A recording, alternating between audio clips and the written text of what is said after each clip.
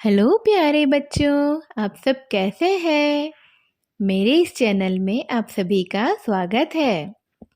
आज जन्माष्टमी है और इस जन्माष्टमी के अवसर पर मैं आप सबके लिए लेके आई हूँ भगवान श्री कृष्ण की कहानियाँ, जिसमें हम सुनेंगे कि कैसे भगवान के माता पिता थे, उन्होंने कैसे जन्म लिया, कैसे वो नटखट कान्हा बने और नन्हे कान्हा से कैसे श्री कृष्ण बने। तो आइए सुनते हैं हम कहानी। सबसे पहले हम सुनेंगे कृष्ण के माता पिता की कहानी। प्राचीन काल में उग्रसेन नाम के एक राजा थे, जिसके 2 बच्चे थे। कंस नाम का एक बेटा था और देवकी नाम की एक बेटी थी। देवकी नम्र और शांत स्वभाव की थी, लेकिन कंस बड़ा ही दुष्ट था। जब वह बड़ा हुआ तो उसने अपने पिता को कैद खाने में डाल दिया और राजा की गद्दी खुद से संभाल ली, जबकि उसकी बहन की शादी राजा वासुदेव से हुई। एक दिन कंस ने एक आकाशवाणी सुनी। आकाशवाणी हुई थी, तुम्हारी बहन का 8वां पुत्र बड़ा होने पर एक दिन तुम्हारी हत्या करेगा। इससे दुष्ट कंस डर के मारे अंदर तक हिल गया। वो बहुत डर गया था। वह अपनी बहन को अब मारना चाहता था, लेकिन वासुदेव ने देवकी को जिंदा रखने का आग्रह किया और कंस द्वारा देवकी के 8वें पुत्र को मारने के लिए सहमति दे दी। कंस ने अपनी ही बहन और उसके पति को अब कैद कर लिया था और उन्होंने उसे जेल में जब बंद किया तो उन्होंने उनसे वचन लिया कि जब भी उनके पुत्र होगा या पुत्री होगी वह लाके कंस को दे देंगे।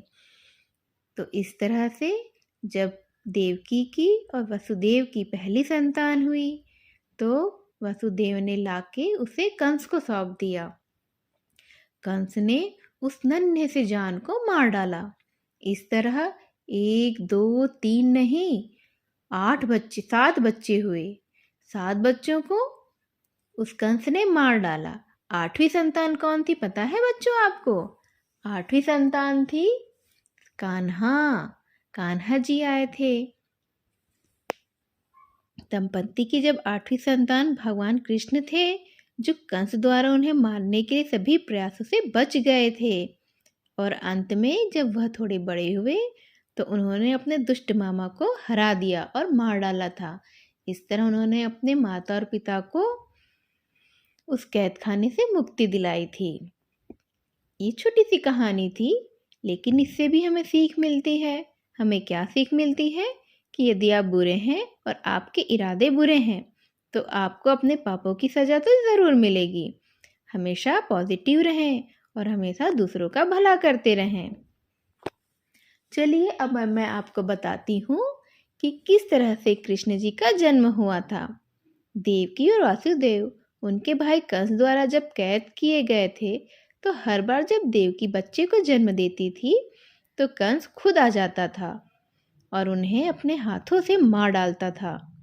देवकी के 7वें बेटे का गर्भपात हुआ, लेकिन वह रहस्यमय तरीके से वृंदावन की रानी रोहिणी के गर्भ में स्थानांतरित हो गए, जो कि कृष्ण के बड़े भाई के नाम से मशहूर हुए, जिन्हें हम बलराम के नाम से जानते हैं। बलराम या बलभद्र। उनके 8वें पुत्र का जन्म तो आधी रात को जेल के अंदर हुआ था। यह भगवान कृष्ण ही थे और उस विशेष दिन को ही हम जन्माष्टमी के रूप में मनाते हैं, जो कि आज है। आज रात को 12 बजे ही हमारे कान्हा जी का जन्म होगा। अगर कुछ अच्छा होना होता है ना बच्चों, तो वह होकर ही रहता है। अच्छाई पर हमेशा विजय मिलती है, बुराई हमेशा हार जाती है। वासुदेव ने कृष्ण के जीवन को कैसे बचाया? आप तो सोच ही रहे होंगे कि 8वें बच्चे को कृष्ण ने कैसे नहीं मारा। कृष्ण को कैसे नहीं मारा कंस ने? तो ये पता चलता है, आइए हम सुनते हैं। कृष्ण का जन्म विष्णु के रूप में हुआ था और उनके माता पिता ने प्रार्थना की थी कि वह एक साधारण बच्चे में बदल जाए ताकि वे उसे कंस से छिपा सके। प्रभु ने अपने पिता को उन्हें वृंदावन ले जाने और एक नवजात बच्ची के साथ अदला बदली करने की सलाह दी थी। फिर जादुई रूप से कैद खाने के सारे पहरेदार सो गए थे और उस कैद खाने के सारे ताले टूट गए और जो जंजीरें थीं वह भी खुल गई थी। वासुदेव छोटे कृष्ण को लेकर वृंदावन के लिए रवाना हो गए। जब वह यमुना नदी के तट पर पहुंचे तो उन्होंने देखा कि नदी में तो बाढ़ आई हुई थी। अपने सिर पर छोटे से कान्हा को रखते हुए जैसे ही वासुदेव ने नदी को पार करने का प्रयास किया तो पानी ने जैसे ही कृष्ण के पैर के अंगूठे को छुआ, वहां पर बहुत ही पानी आने लगा और धीरे धीरे पानी ऊपर आने लगा। इतना ऊपर आ गया कि वह वसुदेव जी पूरे उसमें डूब गए। पर उन्होंने अपने कान्हा को, जिन्होंने उसे टोकरी में बैठा रखा था, अपने सिर पर रखा हुआ था, उन्हें ऊपर कर लिया। पर यमुना नदी तो यमुना नदी है। उनने सोचा कि मैं कान्हा जी को तो आज प्रणाम करूंगी ही, और वह बढ़ती चली गई। और कृष्ण समझ गए कि यमुना नदी तो मुझे प्रणाम करने ही आ रही है। उन्होंने देखा कि वासुदेव जी को तकलीफ हो रही है तो उन्होंने अपना एक पाँव नीचे कर दिया टोकरी से और यमुना नदी ने उछलकर उनको प्रणाम कर लिया। जैसे ही पानी ने, यमुना नदी के जल ने कान्हा जी के पैरों को छुआ, उसके बाद पानी नीचे उतरने लगा और धीरे धीरे वह पीछे हट गया, जिससे कि वासुदेव जी ने अपनी यात्रा पूरी कर ली। वह फिर यशोदा जी के घर पहुँचे। बच्चों की अदला बदली कर ली क्योंकि वहाँ तो सब सोए हुए थे। यह सब तो भगवान विष्णु की कृपा से ही हो रहा था, किसी को कुछ पता ही नहीं चला। और उन्होंने जो यशोदा मैया हैं, उनकी जो बच्ची हुई थी, उसको लेकर वापिस आ गए और कैद खाने में आकर सो गए। देवकी और वासुदेव को उम्मीद थी कि कंस लड़की को छोड़ देगा, क्योंकि भविष्यवाणी तो लड़के की हुई थी ना, तो वह इस लड़की को नहीं मारेगा। लेकिन कंस ने इस बात की कोई परवाह नहीं की। उसने बच्चे को उनके हाथों से छीन लिया और उसे एक पत्थर पर फेंक कर मार देना चाहा। लेकिन वह लड़की देवी दुर्गा में बदल गई और उन्होंने कंस को बताया कि कृष्ण जीवित हैं और उसे उसके बुरे कर्मों के लिए दंडित जरूर करेंगे और एक दिन उसका अंत कृष्ण के ही हाथों होकर रहेगा। फिर वह बच्ची अदृश्य हो गई। कभी कभी शक्तियाँ खुद के नियंत्रण से परे हो जाती हैं बच्चों। यदि आपको केवल बुरे ही इरादे हैं तो फिर आप अपने कामों में कभी सफल नहीं हो सकते हैं। अच्छे काम कीजिए हमेशा। अब आप सुनिए कि कैसे कृष्ण और राक्षसी पूतना की मुलाकात होती है और पूतना कैसे मौत के काल में समा जाती है। कृष्ण के मामा कंस उसे मारने के लिए बेताब थे, इसीलिए उन्होंने पूतना नामक एक राक्षसी जो है उसको यह कार्य सौंपा। राक्षसी ने एक सुंदर महिला का रूप धारण किया और उस कमरे में जा पहुंची जहां कृष्ण थे। उसने अपने स्तनों पर जहर लेप लिया था और कृष्ण को दूध पिलाने का अनुरोध किया। कृष्ण की माँ को उसके असली इरादों का कोई पता नहीं था। उन्होंने तो पूतना को एक सन्यासी समझा था और उन्होंने उसे दूध पिलाने की अनुमति दे दी। लेकिन कृष्ण ने अपनी आंखें बंद कर ली और राक्षसी के जीवन को ही चूस लिया, जिससे वह राक्षसी बचाव बचाव करते पूरे आकाश में नन्हे कान्हा को अपनी गोद में लिए चिल्लाने लगी और तड़पने लगी। इसी तरह तड़पते तड़पते उसकी मृत्यु हो गई। विष ने कृष्ण का तो कुछ नहीं बिगाड़ा, लेकिन कृष्ण को दूध पिलाने की इच्छा का जो अच्छा कर्म करने के कारण ही पूतना की आत्मा को मुक्ति मिल गई थी। पता है बच्चों, हमें कभी भी किसी को जानबूझकर चोट नहीं पहुंचानी चाहिए। अगर हमने ऐसा किया तो उसका जो परिणाम होगा वह हमें ही भुगतना पड़ेगा। जैसे पूतना के साथ हुआ।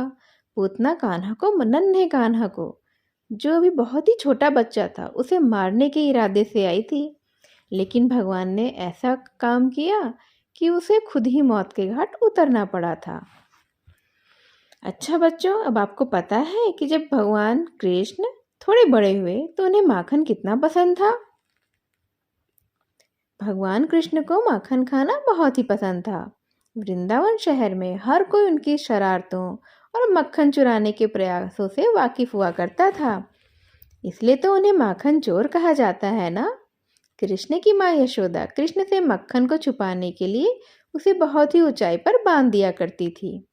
एक बार जब यशोदा आसपास नहीं थी तो कृष्ण ने अपने दोस्तों को बुलाया। वे एक दूसरे के ऊपर चढ़ गए और कैसे भी वह मक्खन के बर्तन तक पहुंचने में कामयाब हो गए। सभी ने मिलकर मक्खन से भरा बर्तन नीचे उतार लिया था और बड़े मजे से मक्खन को मिल बांट कर खा लिया। लेकिन दुर्भाग्य से उन्हें एहसास ही नहीं हुआ कि यशोदा मैया तो वापस आ गई हैं और उन्होंने कृष्ण के सभी दोस्तों को वापस उनके घर में भगा दिया। और कृष्ण को इस बात के लिए खूब डांट पड़ी थी। कभी कभी तो मैया उनको छड़ी से पीटने के लिए दौड़ा देती थी और कान्हा जी भागते रहते थे। कभी उन्हें रस्सियों से बांध देती थी। पर कान्हा जी जो है वो तो कान्हा जी हैं, शरारती बहुत, नटखट बहुत थे, पर वो मैया की बात भी मानते थे। भगवान कृष्ण इतने शरारती थे कि मैया यशोदा तो उनकी शरारतों से थक ही चुकी थी। एक दिन उन्होंने कृष्ण की हरकतों को रोकने के लिए उन्हें बांधने का ही फैसला कर लिया था। यशोदा ने उन्हें बांधने के लिए एक बड़ी सी रस्सी लेकर आई, लेकिन उन्हें एहसास हुआ कि अरे रस्सी तो बहुत ही छोटी पड़ रही है। वो जैसे ही कान्हा जी को बांधने के लिए उन्होंने एक ओखली में कान्हा जी को बांधना चाहा था रस्सी से। जैसे ही बांधना चाहती थी रस्सी छोटी हो जाती थी। वह फिर दूसरी रस्सी लेके आती, उसको पहली रस्सी में बांधती कि दोनों रस्सी मिलकर अब तो बड़ी हो गई है। लेकिन फिर वो कान्हा के पास जाती, रस्सी फिर से छोटी हो जाती थी। पता नहीं रस्सी कैसे कम पड़ जाती थी। ऐसे करते उन्होंने तीसरी रस्सी लेकर आई, चौथी लेकर आई, पांचवी लेकिन रस्सी तो छोटी ही पड़ गई। वह कान्हा जी को बांध ही नहीं पाई। तभी उन्हें एहसास हुआ कि उनका बेटा कुछ चमत्कारी है, तभी तो वह उन्हें बांध नहीं पा रही है। और वो बहुत ही सोच में पड़ गई। फिर उन्होंने भगवान विष्णु को याद किया और जैसे ही उन्होंने याद किया भगवान कृष्ण ने समझ लिया कि माता तो घबरा रही हैं और फिर उन्होंने चमत्कार दिखाना बंद कर दिया और इस बार वह एक छोटी सी रस्सी से बांध दिए गए थे और मैया यशोदा उनको बांध के खुश हो गई थी कि नहीं, मेरा बच्चा तो बंध गया है। हमें ना भगवान जो करते हैं ना उस पर हमेशा विश्वास करना चाहिए। भगवान अपने माता पिता को खुश करने के लिए कुछ भी कर सकते थे। बच्चों, आपको भी सब कुछ करना चाहिए, अपने माता पिता की सारी बातें माननी चाहिए। आपको पता है कृष्ण भगवान मिट्टी भी खाते थे। एक दिन कृष्ण और उनके बड़े भाई बलराम बगीचे में फल और जामुन इकट्ठा कर रहे थे। चूंकि कृष्ण अभी अभी छोटे बच्चे ही थे ना, तो वो पेड़ों तक नहीं पहुंच सकते थे। इसीलिए उन्होंने जमीन से मिट्टी उठाई और उसे अपने मुंह पर भर ली। दूसरे बच्चों ने भी यह देखा और उनकी माँ से शिकायत कर दी कि मैया देखिए तो कान्हा जी तो मिट्टी खा रहे हैं। मैया दौड़ी चली आई। तब उन्होंने कान्हा जी से पूछा कि क्यों, क्या तुमने मिट्टी खाई है?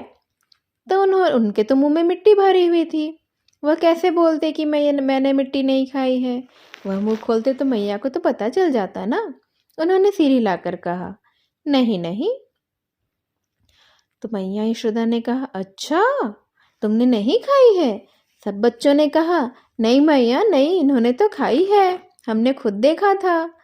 अब मैया क्या करती? कान्हा जी तो मना कर रहे थे। उन्होंने सोचा और कहा, अच्छा कान्हा तुमने मिट्टी नहीं खाई है, मुंह खोल कर दिखाओ। यशोदा ने जब कृष्ण से मुंह खोलने के लिए कहा तो वह तो डर गए कि मैंने मुंह खोला तो मैया को तो पता चल जाएगा कि मैंने मिट्टी खाई है, फिर मैया मुझे फिर से न बांध दें। तो उन्होंने मुंह खोलने से इनकार कर दिया। लेकिन जब उनकी माँ ने उनकी ओर गुस्से से देखा तो उन्होंने अपना मुंह खोल दिया। अब यशोदा माँ ने जब मुंह के अंदर देखा तो उन्हें मिट्टी तो दिखाई नहीं दी, लेकिन उन्हें पूरा ब्रह्मांड दिखाई दिया था। वहाँ बहुत ही सारे तारे थे, चांद, सूरज थे, कई तरह की पृथ्वियाँ थी, कई तरह की गैलेक्सी थी। अब वह यह सब देखकर घबरा गईं। इतने सारे सितारे, आसमान, पहाड़, महासागर, सब कुछ उन्होंने देखा। उन्होंने ये सब देखकर आश्चर्यचकित हो गई थी और कृष्ण मंद ही मंद मुस्कुरा रहे थे। तब यशोदा को एहसास हुआ कि मेरा बच्चा सच में कोई साधारण बच्चा है या यह कोई और ही है, यह स्वयं भगवान ही है। उन्हें कभी कभी ऐसा लगता था कि उनका बच्चा तो साधारण बच्चा नहीं, कोई भगवान ही है, लेकिन वह इस बात को फिर नकार देती थी। बच्चों, आप कृष्ण और कालिया की कहानी जानते हैं? आइए इसे भी छोटे से रूप में सुनते हैं। एक दिन जब कृष्ण और उनके दोस्त यमुना नदी के किनारे खेल रहे थे, तब उनकी गेंद नदी में गिर गई, जहां पर 110 सिर वाले नाग कालिया राज करते थे और अपने परिवार के साथ वहीं रहते थे। उनके परिवार के साथ वहां रहने के कारण ही उनके विष से यमुना नदी पूरी काली हो गई थी। इसीलिए तो यमुना को काली यमुना कहा जाता था। कृष्ण ने गेंद को पुनः प्राप्त करना चाहा, तो उनके दोस्तों ने उनसे कहा कि कान्हा कान्हा, तुमने ही गेंद नदी में फेंकी है, अब तुम ही लेकर आओगे। हम में से तो कोई नहीं जाएगा, क्योंकि अंदर तो कालिया नाग रहता है। कहीं उसे ने देख लिया और डस लिया तो? कान्हा जी तो वैसे ही सब कुछ जानते थे, उनको तो बहाना मिल गया था नदी के अंदर जाने का। उन्होंने तुरंत ही नदी में छलांग लगा दी और गोता लगाया, लेकिन कालिया ने अपने जहर से पानी को जहरीला बनाना शुरू कर दिया था। कृष्ण से उनका सामना हुआ और उसे पानी को जहरीला ना करने के लिए उन्होंने कहा और उसे सीधे यहाँ से चले जाने के लिए कहा, लेकिन कालिया ने साफ मना कर दिया। तब कृष्ण और कालिया नाग में खूब लड़ाई हुई और कान्हा जी ने उस बड़े से नाग को पराजित कर दिया। और इस तरह जब वह उसे मारने ही वाले थे, तो उस कालिया नाग की जो पत्नियां थी, उन्होंने आके कान्हा जी से माफ़ी मांगी और कहा कि वह अपने पति कालिया के साथ उस नदी को छोड़कर दूर कहीं जहाँ कोई नहीं रहता है वहाँ चली जाएंगी। और उनके जाने के बाद धीरे धीरे यमुना नदी का पानी भी स्वच्छ, साफ, शीतल हो जाएगा और जो वहाँ के लोग हैं वह उसके पानी को पी सकेंगे। तब उन रानियों की बात को मानकर श्री कृष्ण जी बाहर आना चाहे, तो उन्होंने कहा कि चलिए हम आपको पहुँचा देते हैं। और श्री कृष्ण जी उस कालिया नाग के सिर पर सवार हो गए थे और नृत्य करते हुए वह उस नदी से बाहर आए थे। उन्होंने सर्प को नदी छोड़ने के लिए कहा और कहा कि फिर कभी यहाँ वापस ना आना। और इस तरह से उन्होंने यमुना नदी को कालिया नाग के विष से मुक्त कर दिया था। अब यमुना नदी साफ, शुद्ध और शीतल हो चुकी थी। भगवान कृष्ण और अरिष्टासुर की कहानी आप सुनना चाहेंगे? ये भी बहुत इंटरेस्टिंग कहानी है, इसको भी मैं आपको शॉर्ट में सुनाती हूँ।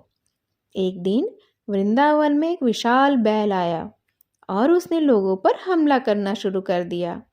किसी को नहीं पता था कि वह कहाँ से आया था और हर कोई अपनी जान बचाने के लिए इधर उधर दौड़ने लगा। वे फिर कृष्ण से मदद मांगने के लिए आए। जब कृष्ण बैल के सामने आए तो उन्हें समझ आया कि वास्तव में तो यह बैल नहीं है, यह तो एक राक्षस है। लेकिन कृष्ण शक्तिशाली होने के कारण बैल से निपटने और उसके सींगों में छेद करने में कामयाब हो गए थे। जब लड़ाई उनकी समाप्त हुई तो दानव ने बैल के शरीर को छोड़ दिया और प्रभु के सामने झुक गया और उन्हें नमस्कार किया। उसने बताया कि वह भगवान बृहस्पति का शिष्य था और उसे राक्षस से बैल बनने का एक श्राप मिला था, क्योंकि वह शिक्षक का सम्मान नहीं करता था। इसीलिए बच्चों, अपने गुरुओं का, अपने शिक्षक का, अपने माता पिता का और अपनों से बड़ों का हमेशा सम्मान कीजिए। उनकी कभी अवज्ञा, मतलब कि उनकी कभी ऐसी कोई बात ना करें जो आप उनको बुरी लगे, और उनकी बात हमेशा सुनिए। इस तरह से बच्चों, ये सब कहानियाँ मैं यहीं समाप्त करती हूँ। इन कहानियों को ध्यान से सुनने के लिए आप सभी का धन्यवाद है। आप मेरे इस चैनल को लाइक और सब्सक्राइब कर दीजिए। फिर इस तरह की और कहानियों के साथ मैं फिर से आपसे मिलती हूँ। तब तक के लिए बाय बाय।